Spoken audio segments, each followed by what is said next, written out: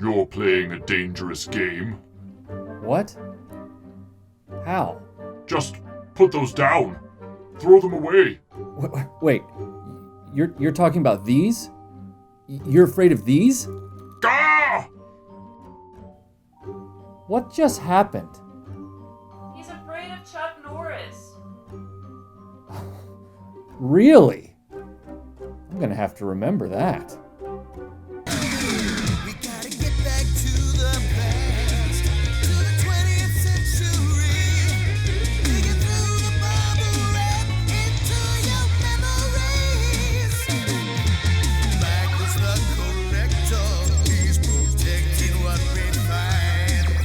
Relentless heavy metal guns keep us safe through time. RetroBlasting. This is not a toy. Just the corners of your mind. RetroBlasting. The stuff you love since you were 9. We're blasting into the past to see what thrills still last. RetroBlasting. Chuck Norris Karate Kommandos. Break it up, cracking down, fighting forces of evil wherever they're found. Figures sold separately. 1986 saw Rambo become an action figure, and 1986 saw Karate Kid become an action figure. Coleco and Remco were taking action movies into toy aisles, so naturally, Kenner couldn't sit idly by and let them get away with that unchallenged. But who could possibly take on both Sly and Mr. Miyagi? Kenner swung for the fences with Chuck Norris. That's what it takes to be a winner. Much like Rambo and the Force of Freedom, Kenner didn't base their Chuck Norris action figure line on any specific film. No Missing in Action or Invasion USA based figures. Instead, like Coleco's Rambo, Kenner had to reinvent the R-rated action hero for kids. And to do that, they invented the Karate Kommandos. Chuck Norris is the headliner of a team of martial arts vigilantes that fight to protect the free world from the evil forces of Super Ninja. At his side are Kimo the samurai, Tabe the sumo wrestler, and Reed, Norris's martial arts apprentice. Rounding out the good guys are 3 versions of Chuck Norris. There's Chuck Norris in battle gear, buff and shirtless. There's undercover agent Chuck Norris, aka Marty McFly Chuck, my personal favorite. Lastly, we have Kung Fu training Chuck Norris in over-the-top white and blue overalls. I'm not sure why Kenner had such a thing for this color scheme, but it makes its way into a number of their figure lines. That's what it takes to be a winner. The bad guys were Super Ninja and his black pajamaed ninja warrior. Super Ninja is a purple ninja with dreadlocks. Both he and his warrior would later be repainted as Ninja Serpent and Ninja Master as new figures for 1987. Because the figures were around 5 inches tall, they were more expensive than the smaller G.I. Joes of the period. So if Kenner was expecting kids to army build ninjas to outnumber the good guys, they were fooling themselves.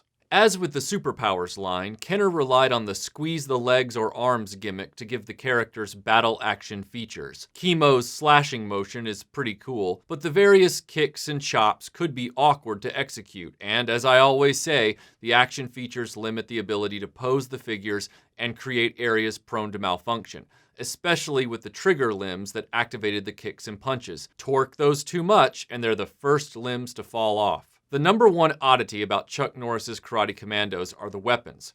I'm not an anthropology expert, nor an Asian history expert, but the accessories these figures carry aren't so much weapons, and more like decorative bargain bin fodder you'd buy at Pier 1 Imports. Strangely shaped clubs, shields, and foot daggers abound in this line. Kimo gets a standard samurai sword, while Super Ninja and his minions swing these large, multi-pronged blades. Chuck Norris prefers to dispatch his enemies with a hinged bedpost.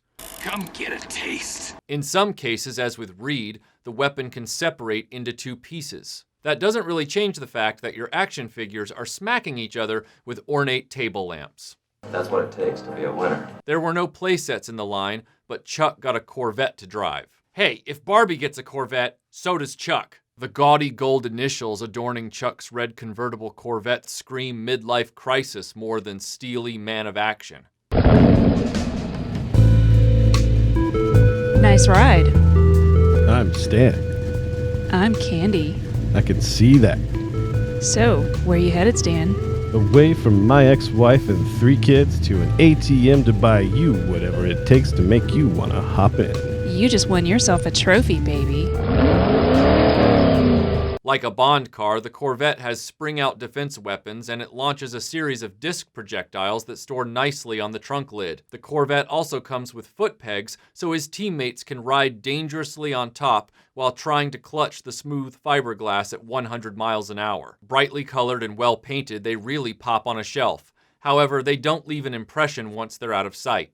Whereas Rambo was very well known, and for most kids a bit taboo, and Karate Kid was immensely popular, Chuck Norris didn't have that kind of cachet. I don't know about you, but as a kid in the 80s, I wasn't watching a lot of Chuck Norris films in grade school. I know, I'm sure some of you were, and I'm sure you're going to comment about how Chuck Norris movies were the greatest thing in your childhood, but I also lived through the 80s and never once did any of the kids at school from kindergarten through 6th grade mention Chuck Norris ever. The figures arrive without a lot of personality or flavor. The best figures in the line are the fodder ninja soldiers to mix in with your Karate Kid figures and your Secret of the Ninja guys. Every instinct tells me Chuck Norris should have been a more G.I. Joe style toy line, more in the direction of Missing in Action, where you could have given him more vehicles to drive and different villains to fight. That's what it takes to be a winner. Honestly, my favorite piece of Chuck Norris memorabilia in the studio isn't from Kenner. It's this custom Chuck Norris G.I. Joe figure, as depicted in Invasion USA. He's an awesome figure that I can see seamlessly integrated into my G.I. Joe collection. He would have been a perfect mail-away tie-in like the fridge, so much more appealing than an awkward karate commando. If all that doesn't prove my point, then I guess you're just out of Chuck.